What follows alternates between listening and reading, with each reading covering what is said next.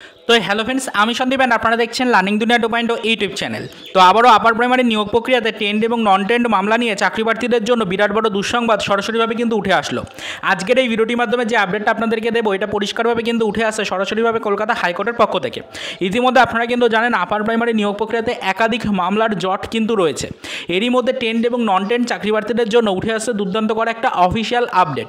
ইতিমধ্যে কিন্তু আপনারা সকলেই জানেন যে টেন্ড এবং নন টেন্ড চাকরি প্রার্থী বলতে মূলত বিভিন্ন যে কোর্স, যে ডিএলএড কোর্স, সেই কোর্স নিয়ে কিন্তু ফ্রেন্ডস আলোচনা হচ্ছে। তো ট্রেন্ড নন ট্রেন্ড চাকরি প্রার্থীদের জন্য কিন্তু ফ্রেন্ডস একটা নির্দিষ্ট ডেডলাইন কিন্তু উল্লেখ করা ছিল যে এই নির্দিষ্ট ডেডলাইনের আগে যারা মূলত ট্রেনিং পিরিয়ড কমপ্লিট করে নিয়েছে তাদের কিন্তু ট্রেন্ড চাকরি প্রার্থী বলা হচ্ছে। আর যারা মূলত নির্দিষ্ট এই টাইম পিরিয়ড পার করা হয়ে গেলেও এখনও পর্যন্ত তাদের ট্রেনিং পিরিয়ড কমপ্লিট করতে পারেনি তাদেরকে নন ট্রেন্ড চাকরি প্রার্থীর ক্যাটাগরির মধ্যে কিন্তু ফেলা হচ্ছে। তো এই ট্রেন্ড এবং নন ট্রেন্ড চাকরি প্রার্থীদের নিয়ে আবারও কিন্তু আপার প্রাইমারি নিয়োগ প্রক্রিয়ার ক্ষেত্রে একাধিক আইনি জট কিন্তু তৈরি হয়েছে।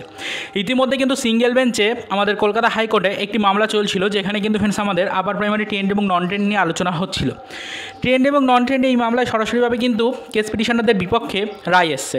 সেখানে কিন্তু পরিষ্কার বলা হয়েছে যে এসএসসি অর্থাৎ স্কুল সার্ভিস কমিশন যখন নোটিফিকেশন জারি করেছিল সেই সময় পরিষ্কার করে কিন্তু তারা নোটিফিকেশনের মধ্যে একটা নির্দিষ্ট ডেডলাইন উল্লেখ করেছিল। সেই পয়েন্টটাই কিন্তু এই কেসের জাজমেন্টের মধ্যে আবারও উঠে এসছে। জাজমেন্টের মধ্যে টোটালি কিন্তু বিষয়টাকে ডিসপোজ করে দেওয়া হয়েছে।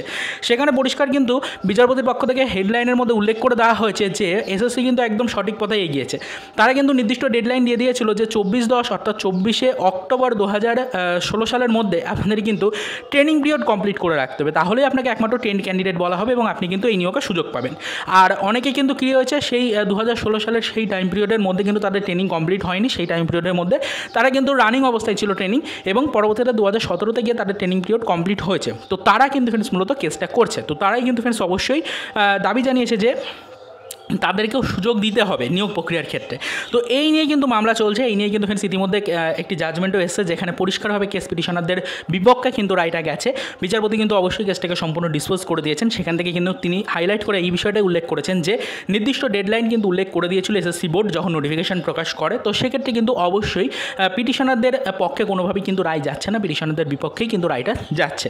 অবশ্যই এই বিষয়টাকে ভালো করে মাথায় রাখতে হবে। এবার যে নতুন আইনি জটটা তৈরি হচ্ছে সেটা হচ্ছে ইতিমধ্যে কিন্তু এই যে আপডেট উঠে আসলো সরাসরি সিঙ্গেল বেঞ্চ থেকে, তো আবারও নতুন করে ডিভিশন বেঞ্চে কেসটা হওয়ার একটা সম্ভাবনা রয়েছে। আবারও কিন্তু পিটিশনাররা যদি এই কেসটাকে চ্যালেঞ্জ করে ডিভিশন বেঞ্চে আবারও যান তো সেক্ষেত্রে কিন্তু আবারও দীর্ঘায়িত হতে চলেছে আমাদের আপার প্রাইমারি নিয়োগ প্রক্রিয়াটি। তো এটাই আপনাদেরকে বলতে চাইলাম যে আপার প্রাইমারি নিয়োগ প্রক্রিয়ার ক্ষেত্রে আবারও ট্রেন্ড এবং নন ট্রেন্ড মামলা নিয়ে চাকরি প্রার্থীদের মধ্যে বিরাট জল্পনা তৈরি হয়েছে। নতুন করে আবারও কিন্তু এক নতুন আইনি জট কিন্তু তৈরি হতে পারে নিয়োগ প্রক্রিয়ার ক্ষেত্রে।